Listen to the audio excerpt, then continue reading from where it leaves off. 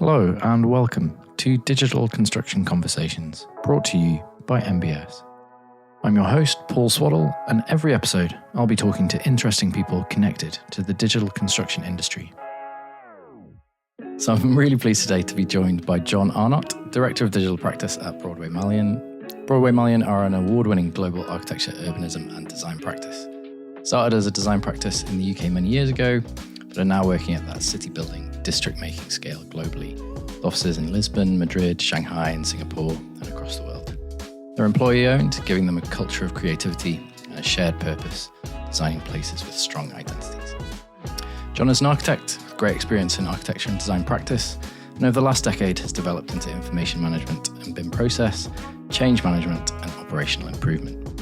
So I'm keen to talk about delivering efficiency and upskilling teams too. Disclaimer is that Jon is a friend. We graduated from Dundee University together, and when we talked about the new podcast series, I knew Jon was someone I could have an interesting chat with anytime. So here's my conversation with Jon Arnott. So when did digital construction become part of your path, and when did you kind of move away from, I guess, traditional architectural practice? Well, I guess it started fairly early, to be honest. I say guess, I should know this, right? But yeah, it started fairly early. So I mean, first of all, I have to say, my dad never lets me forget this, and even my mum, for sure.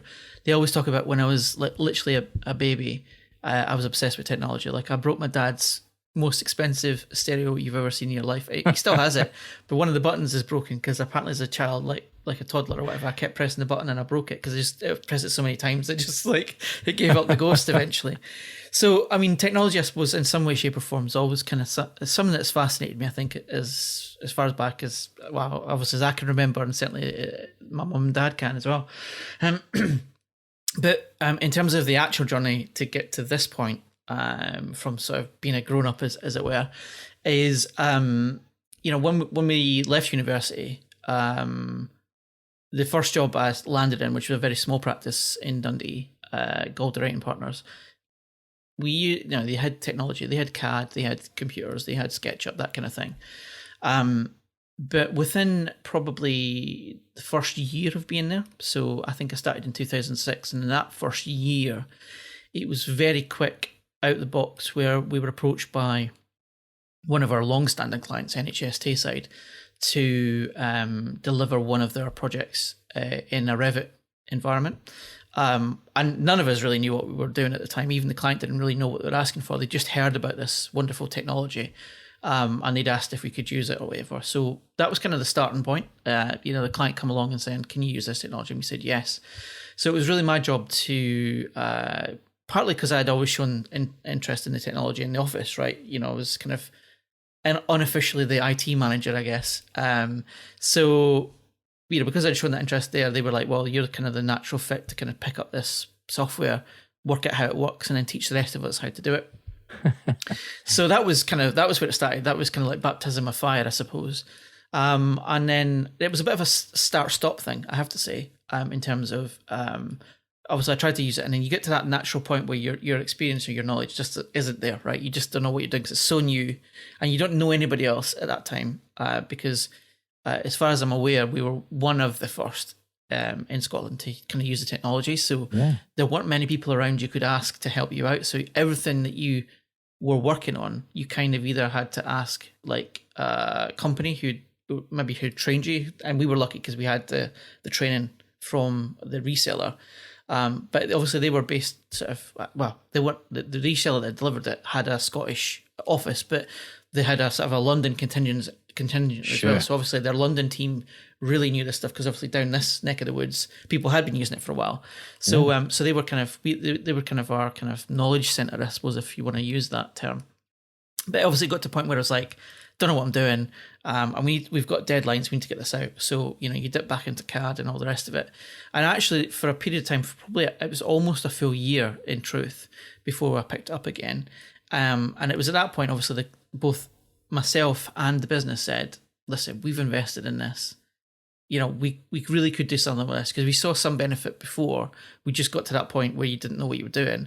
So what if we pick it up again, and this time when you get to a hurdle, we don't just give it up, we get the training in, we get whatever we need, the support, and we just move it forward. And that was it, really, truthfully. And at that point, we'd never looked back. For quite a period of time, were you having to balance architectural practice and delivering projects with learning new technology? Yeah, so that's exactly what happened. So like in the early days, I was an architect delivering projects for real people with real money on real sites. Meanwhile, kind of teaching the whole business and supporting the whole business and transforming them in their tools and processes and how we operated. The benefit, though, was that we'd done that just in that nice little window. So as I said, I joined them in 2006. I think the financial crisis was 2009, I think. Yeah. So we just snuck into a nice window where we'd got those systems and processes just embedded enough that by the sort of crash, the recession, where some of our competitors, whether they were same size or bigger, obviously were laying people off left, right, and centre. They just didn't have the work.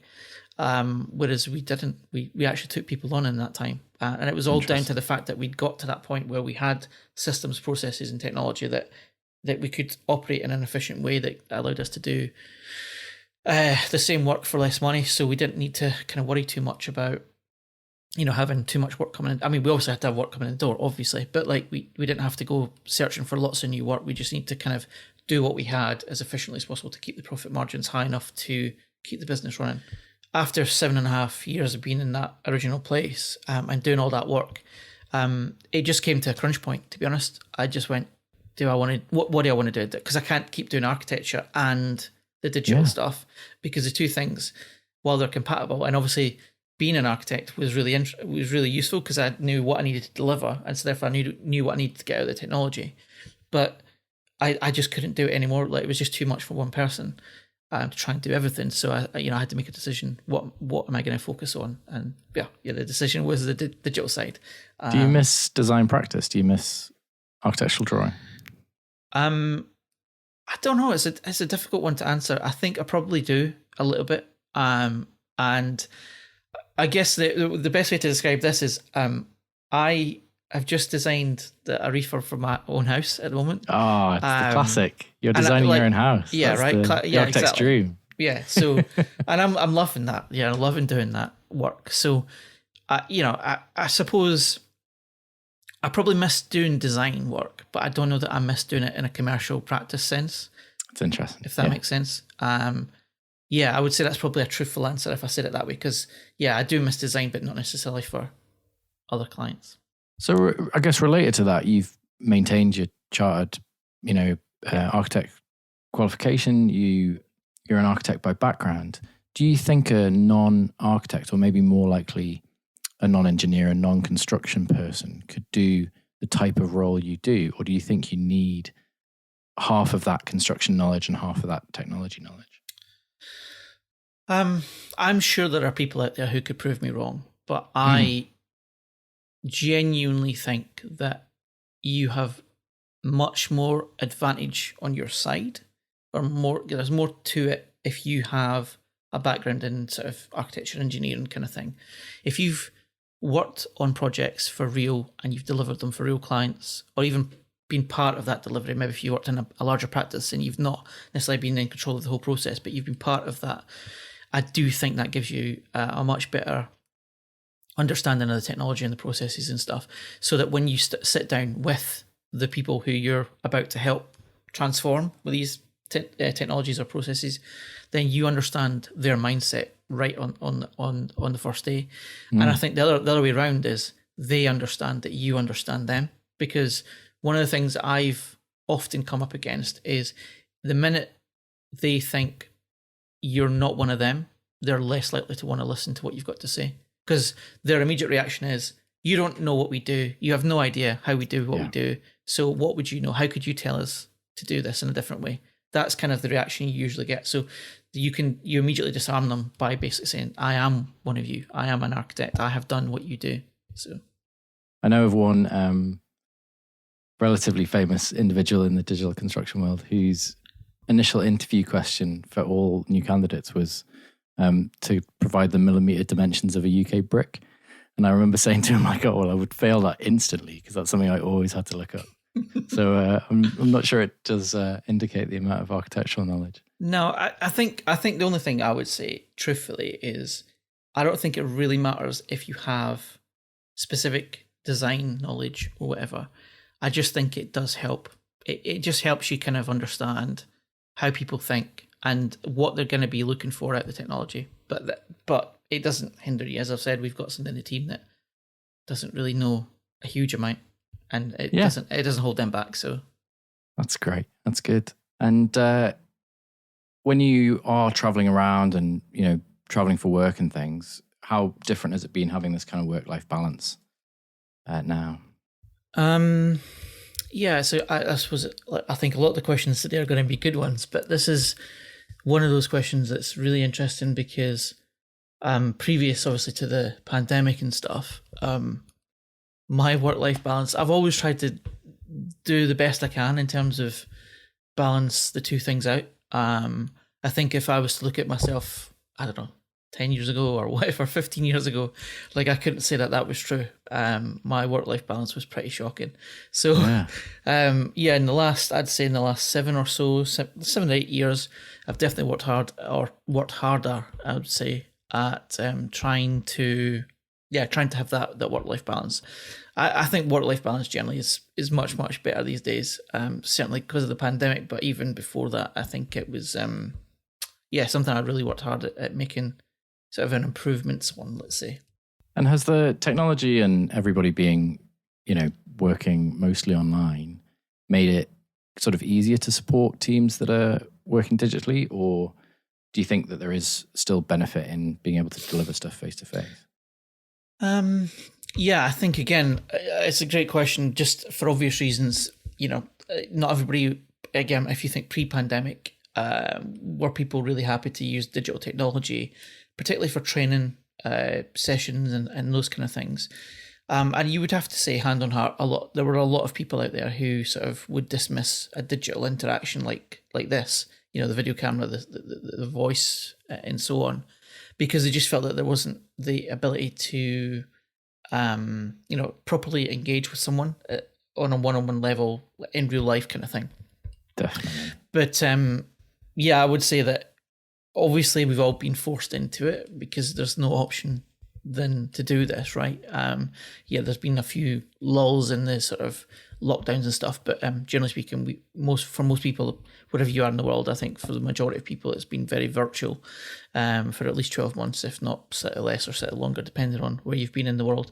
But I think digital technology has definitely come a long way, even in the last 12 months. You know, if you've seen the amount of improvements Microsoft have put into Teams, for example, and other vendors have done the same thing, changed their products up a little bit just to kind of make it easier for people to connect and communicate and be in touch. So, I would say overall, I think digitally, we're not in a bad place. And certainly from Broadway's perspective, we do pretty much every single bit of training we can now in this way. And interestingly, just as a point of note, we were actually trialing this sort of on small scale, but looking at how we could use the more digital environment for the business before the pandemic even came up, because, you know, one of the things that is fairly evident, and I'm sure we'll get into more detail shortly, but my team predominantly, although we've got people spread around the studios, are predominantly based in the UK. So, being able to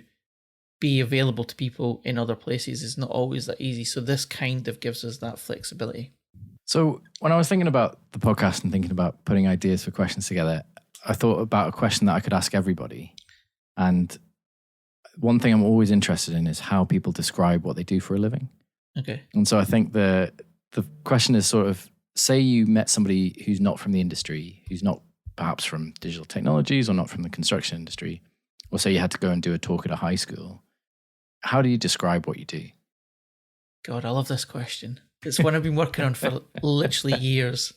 And I love this question, I think, for a number of reasons. So before I answer your actual question, I love it because trying to explain what I do daily has always been a bit of a challenge, especially in the early days.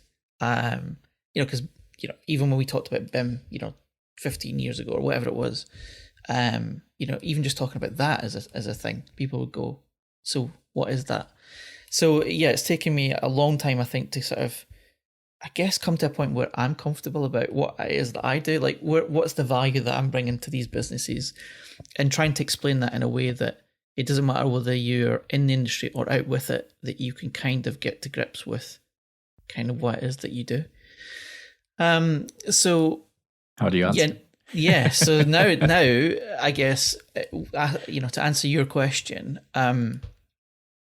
I would say simply, in a simplistic way, simply put, basically I help people do more, better with less. It's a good phrase. It's a great phrase. It's a little bit stolen, to be honest, from other people, but I wouldn't claim it to be original or whatever, but it kind of sums up in the shortest possible way what I do. So a little bit more elongated, to put a bit more meat on the bones, as it were.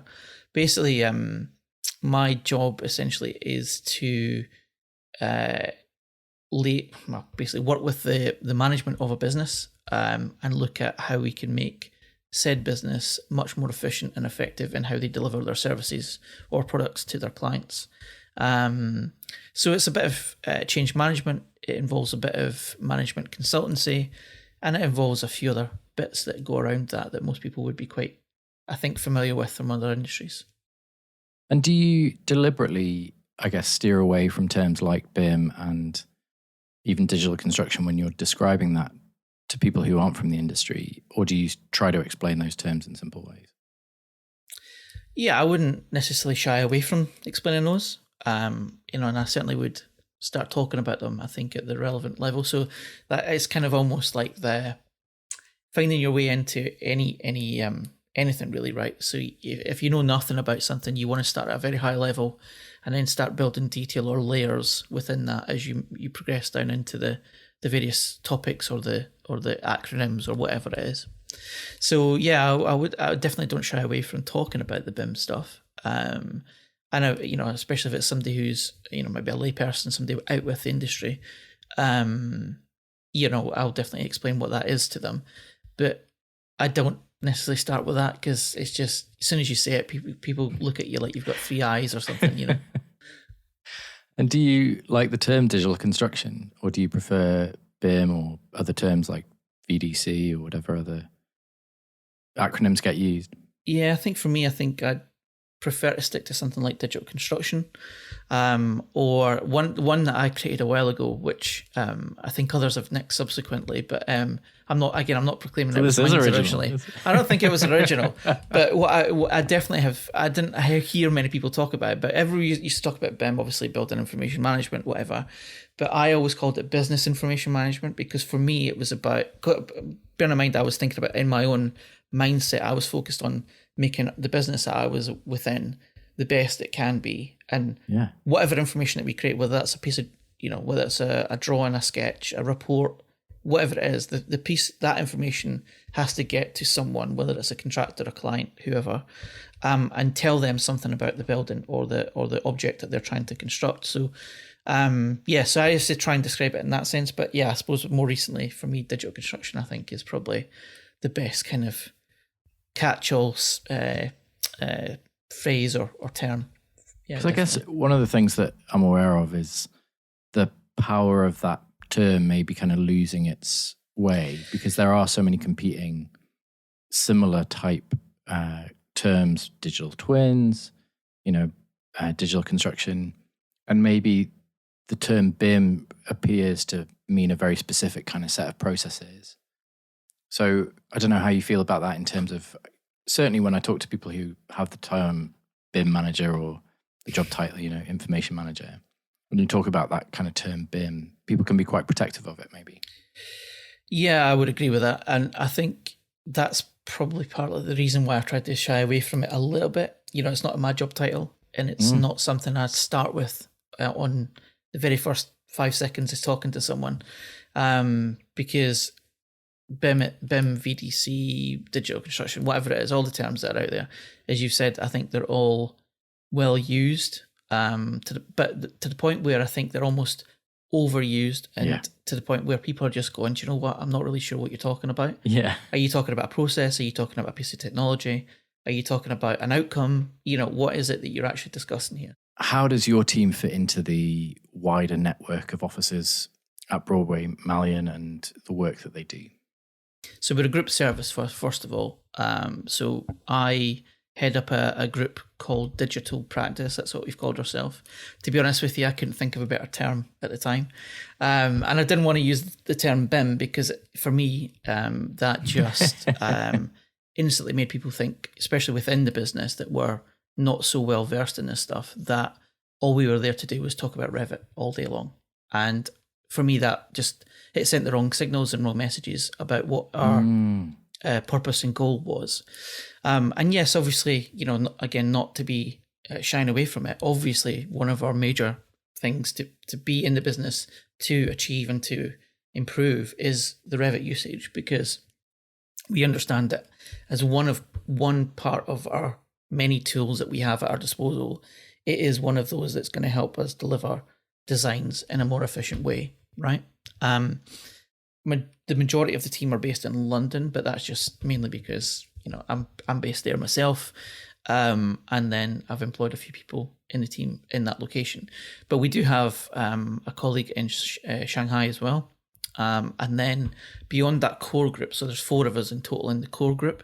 Beyond that, though, there's a cohort of around 25 people who deal with different things, and they're all kind of ambassadors of something or champions of something or whatever it is. So they kind of either look after their studio or maybe a specific product.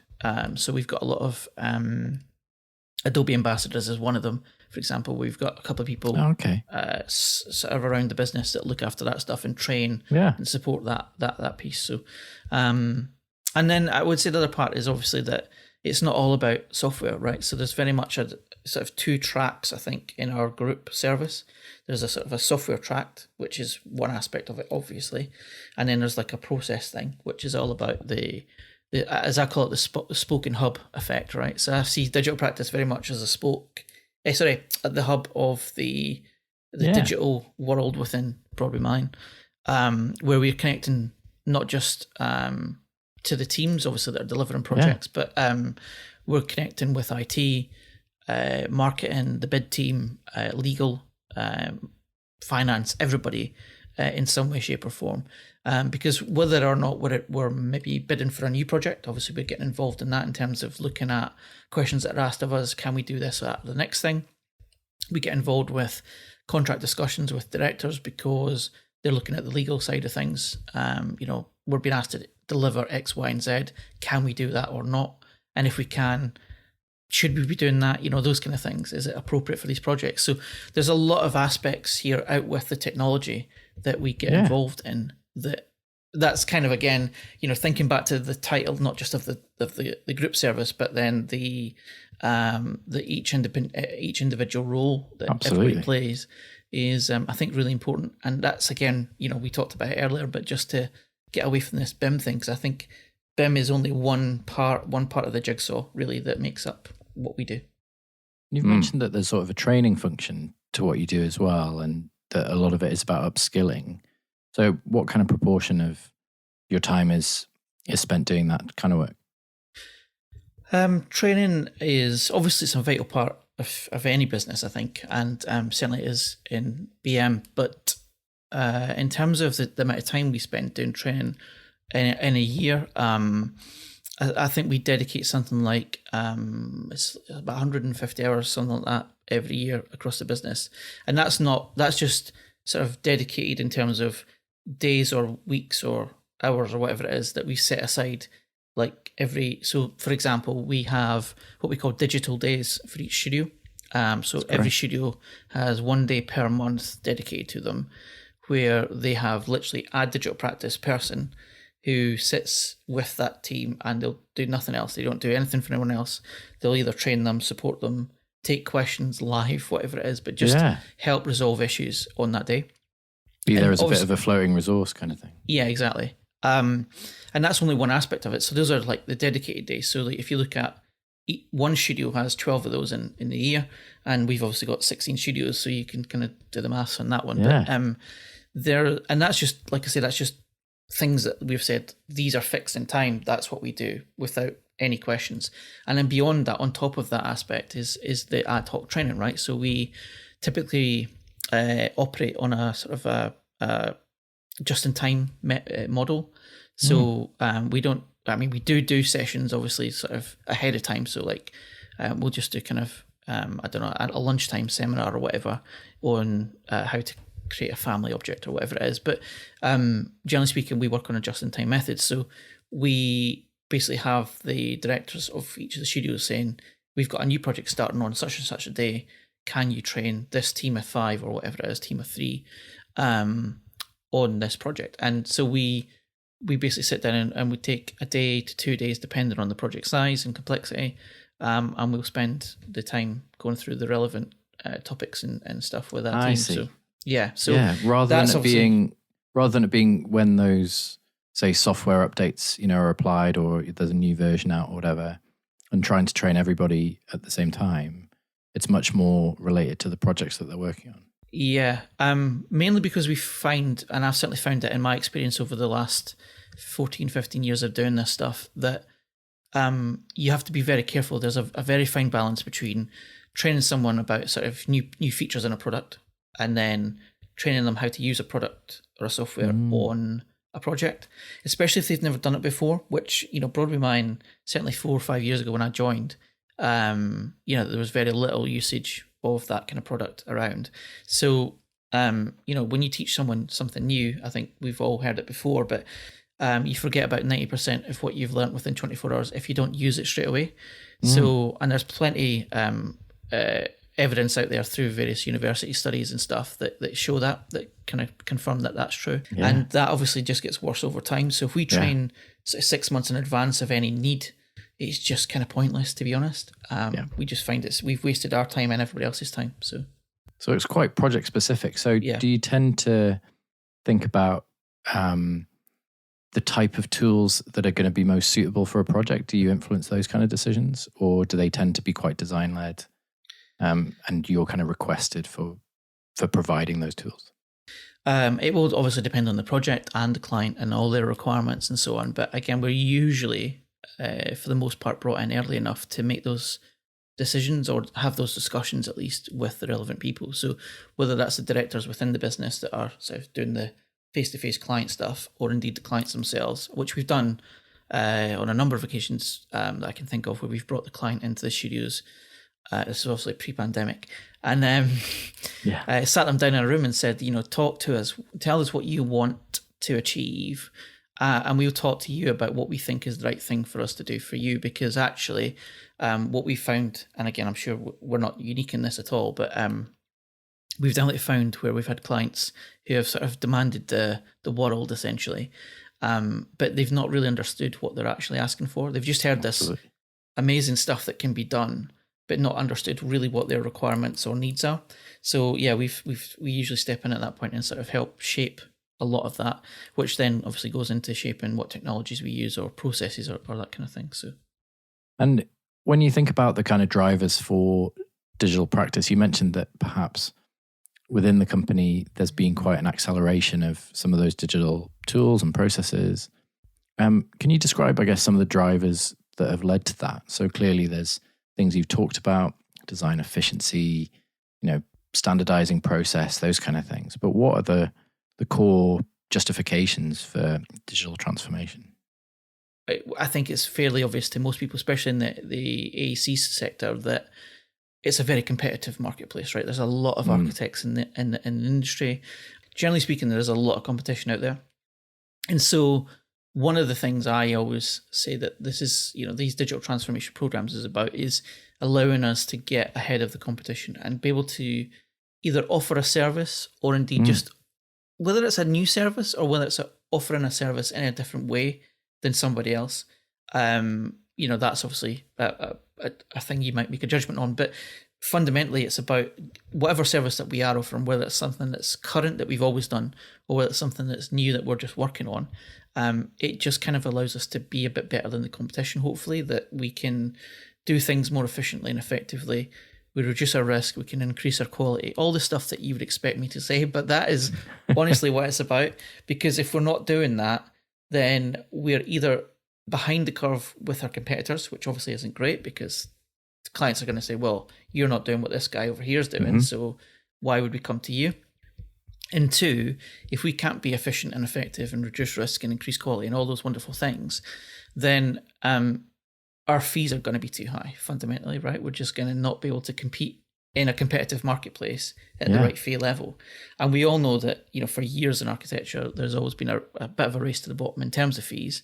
So if we can use technology and better processes to make us more effective in what we do and how we deliver, then that has to be a benefit for the business long term. I mean, Broadway Malyan, as you said at the right at the very start, we've been around a long time. So we intend to continue being around for a long time. And I think the only way to do that is to be competitive. And it's something obviously that we all know about. We've all heard the stories of Nokia's and Sears and whoever it is in the world that have not necessarily evolved and changed what they offer and how they deliver stuff to people.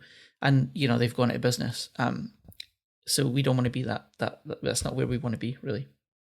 Are you seeing that demand for that information, say VR being a good example, where obviously there's a design requirement for some of these technologies and you're trying to arrive at a construction output, but obviously there's huge amounts of benefits longer term.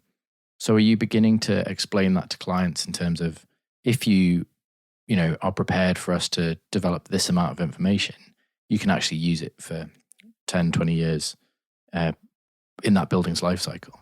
Yeah, and to be honest, we've done that with other one or two of our clients for a number of years, actually. But yes, we definitely try and explain that to them.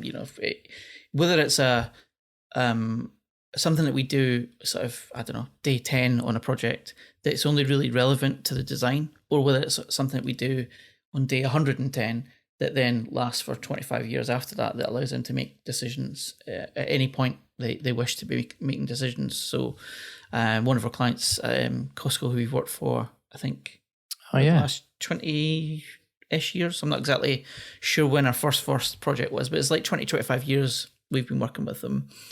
And, we've got basically an online, I suppose, filing cabinet, for want of a better word, where we've always kept all the drawings, like all the record drawings as designed, not necessarily as constructed, but certainly as designed, has been kept for them for that period of time. So at any point they can delve into that and look at, what was designed. And hopefully if we've got the information from the contractor, or we've done it maybe back in the day when it was more acceptable to do, we've got as constructed or something, then they've got that reference point to look at. So if they're looking to extend or change something within the stores, they've got something to kind of refer to. And so, one of the examples, or there's a couple of examples, but, where does the fill drain come in and out of the building?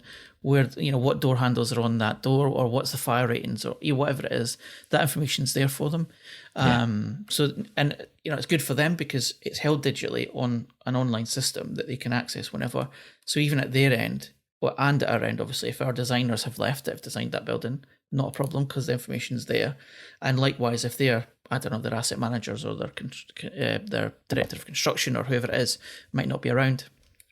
Yeah, you speak to people in the industry now, I think some, who are coming through relatively young, and there's kind of an amazement that anybody managed to find that information when it was all paper-based and it was all just on rolls of drawings in offices somewhere, because having access to that kind of data, being able to filter it, being able to search across it and find, what door handle is on a particular door set, must have taken a huge amount of effort previously. Yeah, I was going to say, just on that point, I recall many years ago when I was still an architect in the very first place I worked, and I remember a client phoning one day and asking for some drawings. I can't remember what they were doing. I don't know if they were going to do an extension to the house or whatever, because I think we designed the original house and they were looking to do an extension.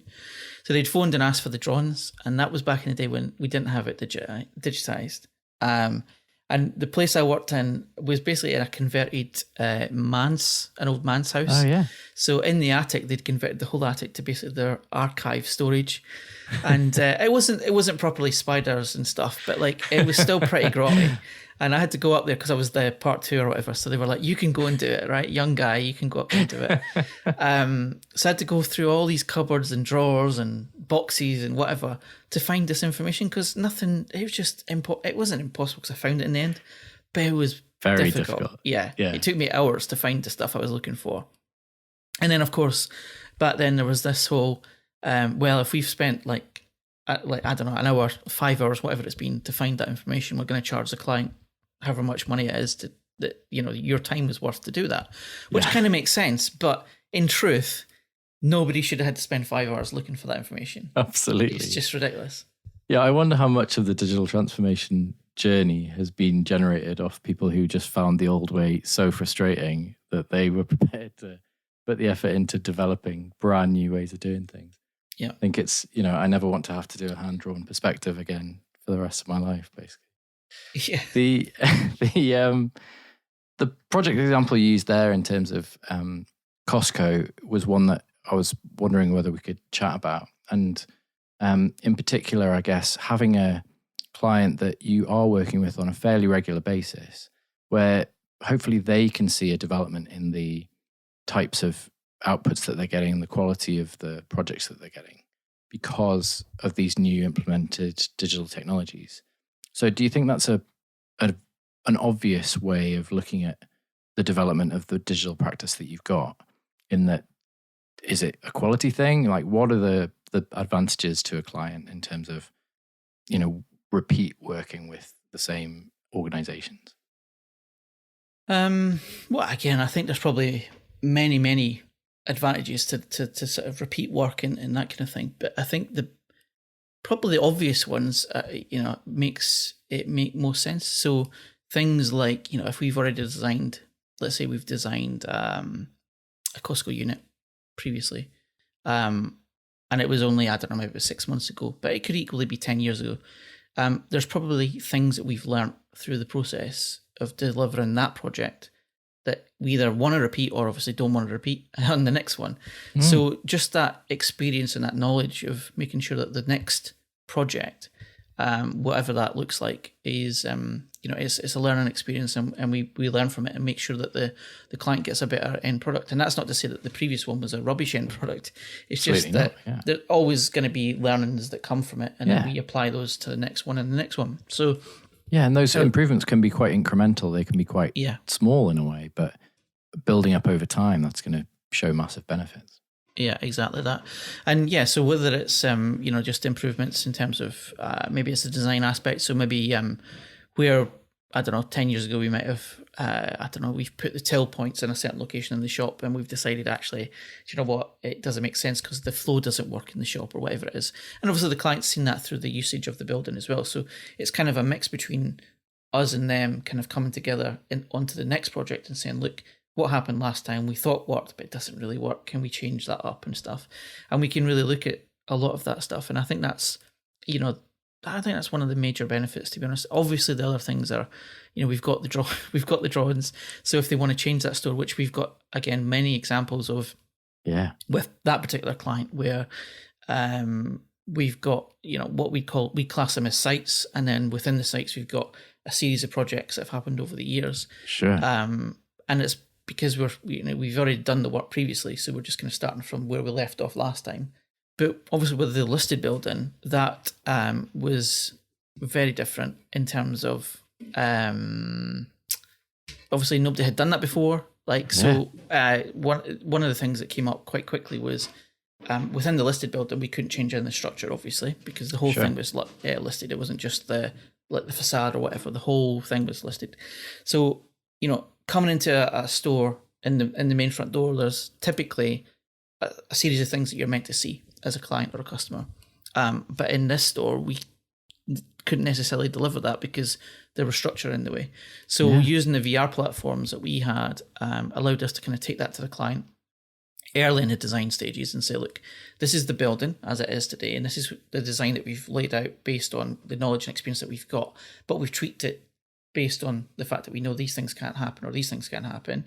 And able to show that from walkthroughs what do you think? So there was a digital sort of one-to-one scale where they could walk through a digital model where they could literally just say, well, actually, do you know what, that you've done really well here. This is perfect. The design decisions you've made, or indeed the reverse of that, which was, that's incredibly valuable though, right? Yeah, that's massively valuable.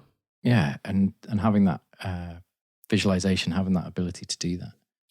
So I guess the other question that I'm keen to ask all the guests that we'll have on the podcast is, what do you think are the barriers to digital construction implementation? Because we talk about all these benefits, we talk about how things have transformed over the last few years, but yet you still go on site and there's paper everywhere. You still, find that there's a lot of reluctance, I think, in terms of receiving digital outputs. So what do you find are those barriers, and what are the ways that we could solve them? It's a good, another It's a great massive question. another fantastic question.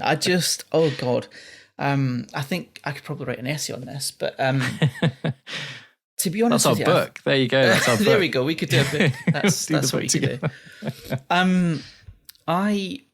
mean, I think obviously one of the things, this is no disrespect to anybody who's in the industry. I think one of the things is just a natural kind of progression thing. So you've obviously got, a number of people who have been in the industry for decades, who are used to bits of paper and used to doing things a certain way. So you've obviously got that aspect to it, which is definitely. People just like what they like, they know what they know, and they hate change. People are different, right? So like if you talk to an architect, you talk to a QS, you talk to a contractor, whatever, you'll find slightly different levels of willingness to change. But I think overall there's still a kind of quite a heavy, deep set kind of mindset that says, this has always been the way, we've always done this, so why are we changing it now? And I think obviously we start to see a lot of that change. There's no denying that the industry is changing, and we've definitely seen a lot of that. But I do think there's a long way to go yet. So for me, I think one of the things, I think if you're a graduate and you were standing in front of me today, and I would just say have a bit of patience, because it's not all going to be roses and digital stuff that you think it's going to be. Because I think that's one of the things I've noticed with some of the graduates that have joined Broadway Malyan over the last couple of years. They kind of come in and they've got all this idea in their head that's going to be Revit this and Rhino that and, Dynamo the next thing.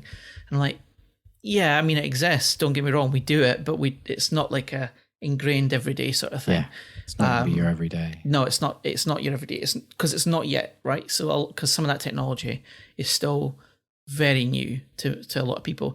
And bear in mind, like if you talk about generative design, one of the things I think's kind of something that holds people back is it doesn't operate with a designer's mindset. It operates much more with a mathematician's mindset. You know what I mean? Interesting. Yeah.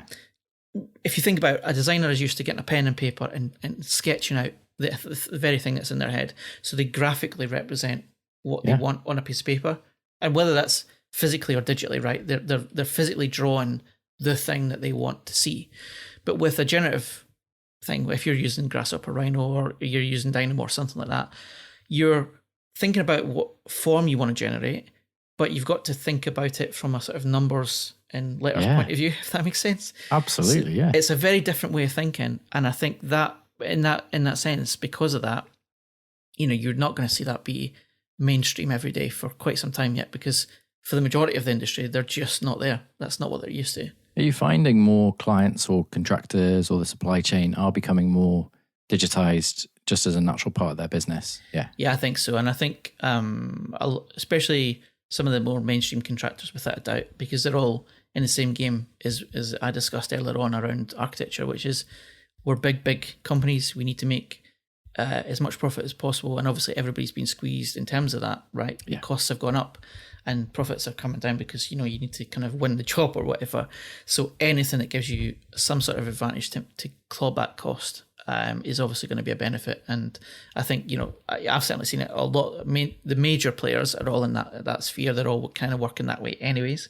Some of the smaller firms, same thing. You've seen them do the same thing because they're saying, well, now we can compete with the bigger guys. There's less, I suppose there's less disparity between them. Yeah. And I could give you an example of that. If again, talking back a few years ago when I was, first left university or whatever, when I joined the first company I worked for, it was, I wouldn't say it was archaic because it wasn't. I mean, we all had computers, we all had CAD, whatever, right? So it wasn't archaic. We weren't on drawing boards, but what we quickly realized was that we could start to compete with some of the bigger firms because we were smaller and we were more agile and more efficient anyway, just because we were smaller cost base, etc.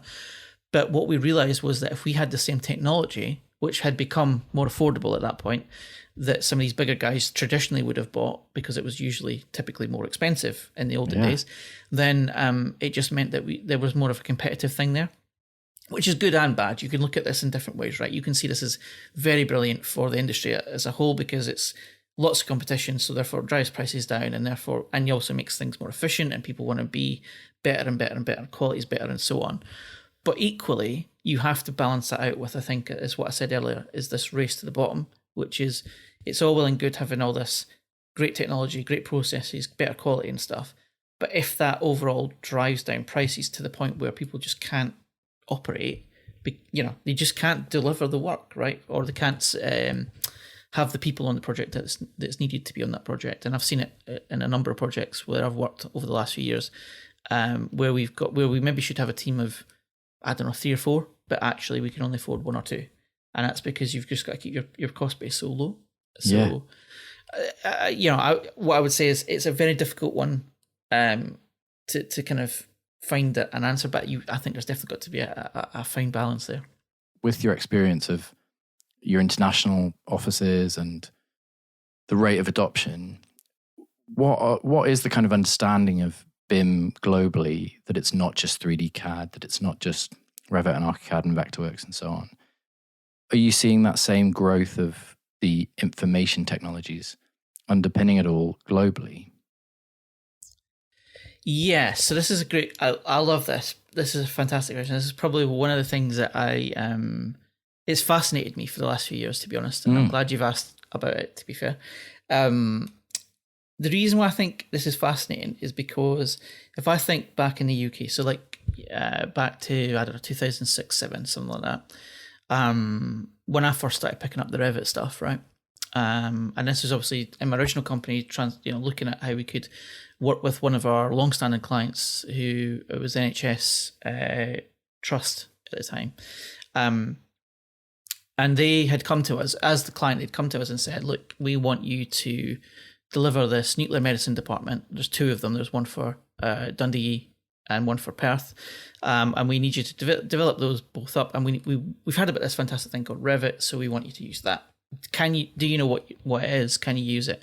Now, luckily for us, the directors had heard about it, but none of us had used it. We didn't even have it in the office. Yeah. So we obviously were like, yeah, sure, we can do that, because we were thinking, like, this is a big long-standing client. It's a lot of money, obviously, big nuclear medicine stuff. This is really important that we win this. So we just said, yeah, no problem. Don't worry about it. Leave it with us.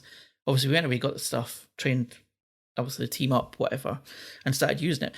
But what was interesting was seeing sort of the sort of solo BIM work, let's say, right? So you're working on your own, doing it for your own benefit, for your client's benefit, whatever. But you didn't have structural engineers, and you didn't have M&E and so on involved. And as that developed, obviously, you had people who, would think, oh, it's BIM is Revit, Revit's BIM, and even things like because it was this 3D modeling tool in their head, they were thinking, oh, we'll put every nut, screw and bolt in here because BIM is meant to tell us everything. It could schedule everything and so on. And the reason I'm telling you all that is because I think I've seen the exact same stuff, right? So from that 2006 point all the way through to now, and the development that I went through and the experience I went through, and even the development and experience that you've seen and the maturity that's come into the UK marketplace, hasn't necessarily reached other places yet. If I look at some of the other markets that we work within, there's still a number of places around the world that have the mentality that we had back in 2005, 6, 7 today, if that makes sense. Absolutely. So they still see it like BIM is Revit, Revit's BIM. You need to put every nut, screw and bolt in there, etc., etc., right? They're still thinking back at that point, which is fine because they're not as mature as we are in that world. And so you would expect that, but it's really interesting to see the exact same stuff sort of almost repeating itself. Yeah, I was going to say, so does that make it easier in a way? Because you can say, we were at this stage exactly the same. This is the way we solved it. This is the amount of detail that we put into this type of a model. And you're able to bring those exact examples. Or do you think it's more difficult because it's happening now, if you see what I mean? And some of the technologies are sort of capable of, one of the reasons of stripping stuff out was that, the computers, the underlying hardware, wasn't able to cope with some of the scale of models that we were working on, those kind of things. Because those technology limitations have maybe disappeared, are you still having to teach the same information good practice? Yes. So yeah, basically we're still having to teach the same information good practice. So yeah, the technology has developed, and yes, arguably you can definitely put more detail into some of this stuff. I mean, we still say don't put it in, not just from an information management perspective, but truly, actually, the models can get really overburdened, especially at the scale that we work at, right? It's slightly different if you were working on like a small extension or something like that. But if you're working on the kind of multi-million or multi-billion pound stuff that we do, then yeah, even putting a lot of detail into that can get very sort of weighty very quickly. But I always, and I hopefully it'll make you laugh, and hopefully the listeners will laugh at this, especially those that are a little bit older. I always try to take this back to what you would do on a drawing board. So I appreciate some of the younger listeners may not. What's a drawing board? What's a drawing board? Never use one. What are you talking about? But I always say, think about the drawing board, right? Honestly, if you're drawing let's say it was a plan, and this thing's going to be at 1 to 100, then you're never going to put the screws, nuts and bolts and connection details in there. That's just not going to be a thing. And you should never do the same in Revit. Even, and I always say this, and everybody laughs at me, just because you can doesn't mean you should. Absolutely right. Because that is the honest truth of the whole thing, is that you wouldn't have done it on a drawing board, so you shouldn't be doing it in a Revit environment, because ultimately, even if the drawing, the view that you produce from that model is going to be in a 2D environment, even if it is digital, you're still viewing that at the 1 to 100 scale or whatever it is, right? Exactly that. So the information has to be relative to what it is that you're trying to kind of get across to whoever's reviewing that or reading that. So I think that's really important. And yeah, so those things are the things that we teach a lot. Yeah, and it's all about context, isn't it? We're not necessarily using those models for fabrication. You're not using them to then be manufactured from. And we've worked with manufacturers obviously at MBS in terms of helping them to understand what information's required within their object.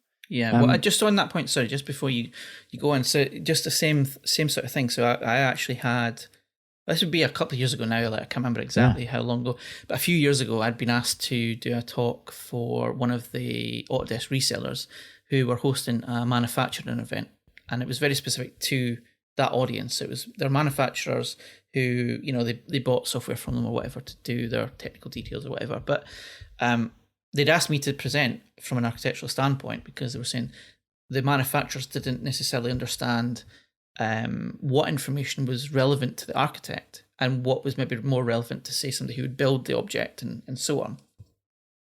In the presentation, I basically tried to distill it into one slide where I had a table and it was like 3 columns basically, and it actually refers specifically back to like the MBS spec writing of old, right?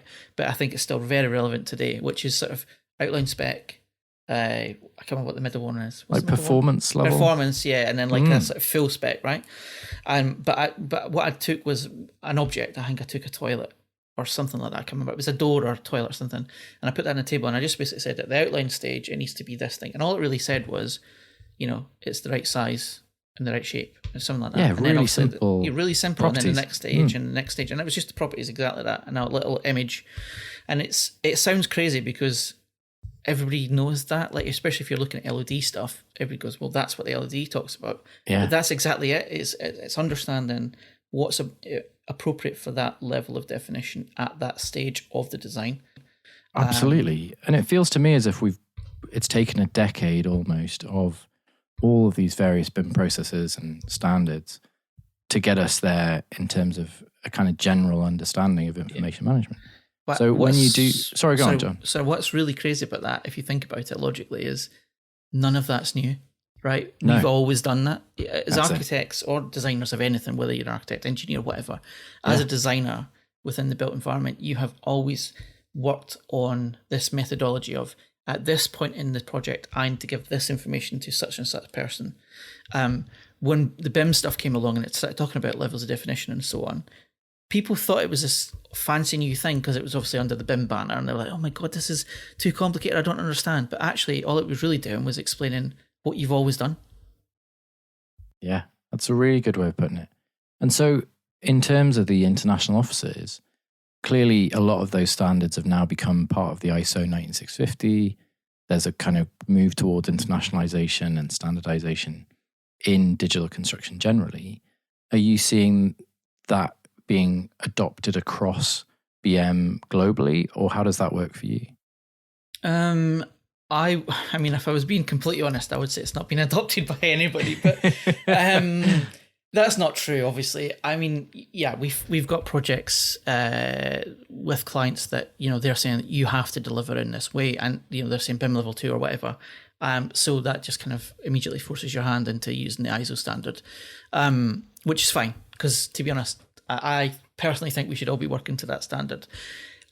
Whether you like it or you hate it, the fact is that it's a standard, and if everybody worked to it, then we would all be better off. Because I've always had an analogy. I love an analogy. I don't know if I've done many in this discussion, but I do love an analogy. But years ago, I started up with the analogy of airlines, right? So there's two manufacturers, there's more than two manufacturers, but two major manufacturers of commercial airlines in the world. Yeah. And there are however many hundreds of thousands of airports around the bloody globe, right? But when those planes turn up to the gate, at no point do they go, oh, we can't connect to that. The plane turns up and there's a little arm that comes out and you can open the door and people can come in and out and they don't fall to the ground and they're safe and all the rest of it, right? It's the kind of the analogy of it, which is you've got all these potential airports who could potentially do things so different from each other.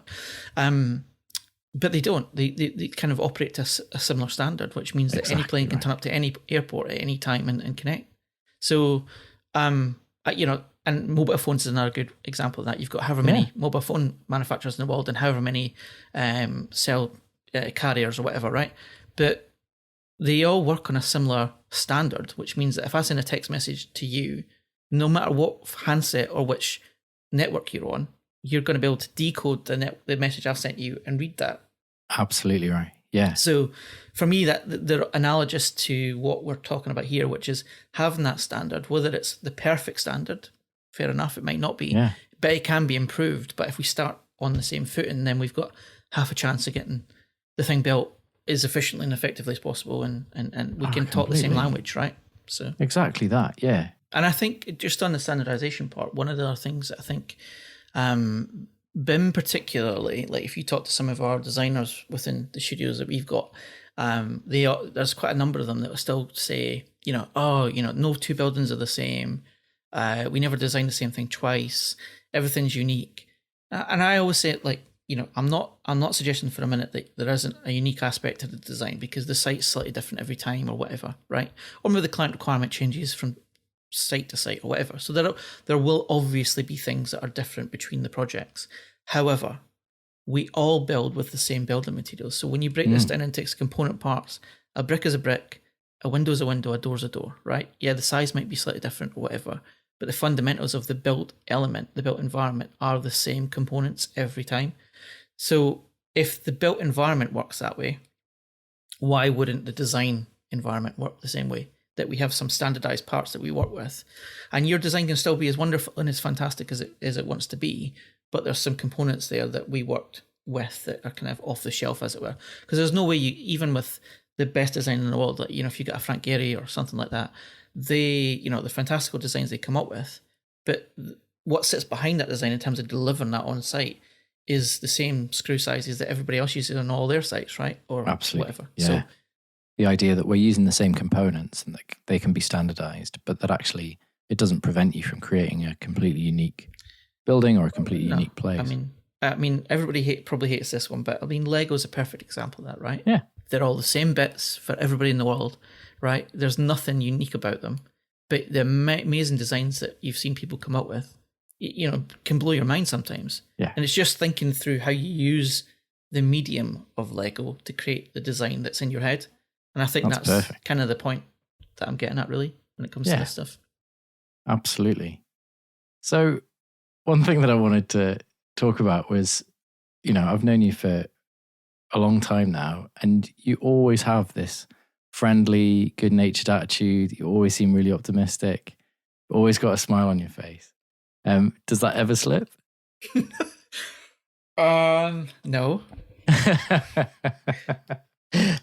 Yeah, of course it slips. I mean, I don't think anybody's under any illusions that I have a bad day or an off day, right? But I think I always smile and I always try to be positive, because if I'm honest, I think the world is sad enough for everybody. I don't think it needs another person being depressed and upset and annoyed at things. So I try to internalize that. And to be honest, that's something I've always done. Since I was a kid, I tend to internalize a lot of stuff, a lot of feelings. So, and I get told off by the doctor all the time. Not that I go to see them that often, but like when I have been to see them, they often say, "Why are you so hard on yourself?" This is the question that comes up all the time. Why are you so hard on yourself?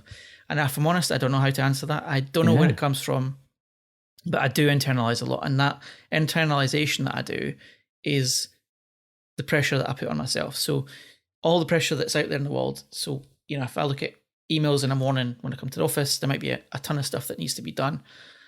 I'll be stressed, but I won't necessarily let other people see that. No. It'll just be me trying to deal with it in whatever way I think it needs to be dealt with. But yeah, there'll still be a smile, and there'll still be an email if I respond to that email, or a phone call that I do, or whatever it is. It'll still be, "Hi, I saw your email," like really chatty and jovial, positive, because I think I realised that, do you know what, they're probably stressed, and the last thing they need me to do is come in and go rah and freak out, and so I think that's what it is, to be honest. I think I just don't want to give other people my worries or my concerns or whatever it is. I think it's fantastic. It is. It's amazing, and thanks for sharing that, John. That was kind. The last question, I suppose, is another one that I want to try and ask everybody. What are your hopes for the future? So when you think about whether it's in a technology sense, society at large, whether you think about the construction industry, or even your own personal development, what are your hopes for the future? There's loads of things really that I would hope for the future. I mean, personally, I guess I hope that all the stuff I set out to achieve 5 years ago when I joined Broadway Malyan, that I achieve. I know I've achieved a lot. If I even just one example would be, 5 years ago when I joined, there was, I think, one studio in one team in one studio, I should say, using Revit, right? And now we've got it used everywhere. So, I mean, it's not perfect. We're not talking about a utopia here, but we've that's an achievement that's been done. So when I joined, one of the things that was set out was everybody should use Revit, and we're getting there. And there's lots of other things on that roadmap that have been achieved, and obviously there's a few things that are still outstanding. So, and I have to be honest, I set a 5-year roadmap, and we're almost at 5 years. So, I think another couple of years are probably required to achieve everything. But if I can achieve that in the next, say it was 3 years, 4 years, whatever it is, I don't know, then I'd be happy with that. So from a personal point of view, I think that's good. And I think at the wider context of industry-wise and world-wise, I think industry-wise, I think what would be great to see is just people, businesses and industry at large just kind of being a bit more collaborative, I think. I don't know if that's the right word, but like less siloed, and just breaking. And it started to happen. We were seeing that. So it's not like, I don't think there's nothing in me that goes, this is not going to happen. We just don't know how long it's going to take. But I think even if it's another couple of years, another 5 years, another 10 years, I'm definitely looking forward to the point where we become like, we're not a silo anymore, right? We all kind of work together, and we're kind of all on the same page, and we use the same technology and the same standards and the same whatever it is. We can kind of deliver buildings fairly quickly, rather than being, in our case at Broadway Malyan, some of our projects last 5 years, 10 years sometimes. Not often, but they do exist. Getting that sort of down to maybe a 1 or 2 year cycle might be quite interesting. But I think that can only really happen with proper integration of the entire chain, the design team chain. And then world-wise, oh God, I don't know. There's loads of things I'd love to see, but I think overall, maybe just, to be honest, I think a little bit more, everybody taking a bit more responsibility for the planet they live on, I think would be great. I know it's obviously something that everybody talks about at the moment. It's kind of the hot topic of, everybody wants to be environmentally friendly and stuff. But I do think it's important, because I would just like to see people be a bit more thoughtful, not just for themselves, but for other people, be more caring. I think we just need to think about our neighbours a little bit more and say, like, you know what, we've all got a right to be here. We've all got to kind of get on with each other and not overexert ourselves. That would be fantastic. Thanks, Jon. Thank you. Thanks so much to Jon for a brilliant conversation about his work and the realities of digital practice. I hope you enjoyed it. Please subscribe to the podcast on your chosen listening platform and press like or leave a review if you can, helping more people to discover these episodes.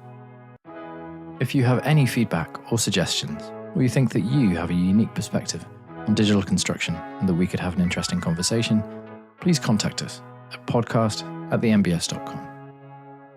Until our next episode, thanks and goodbye.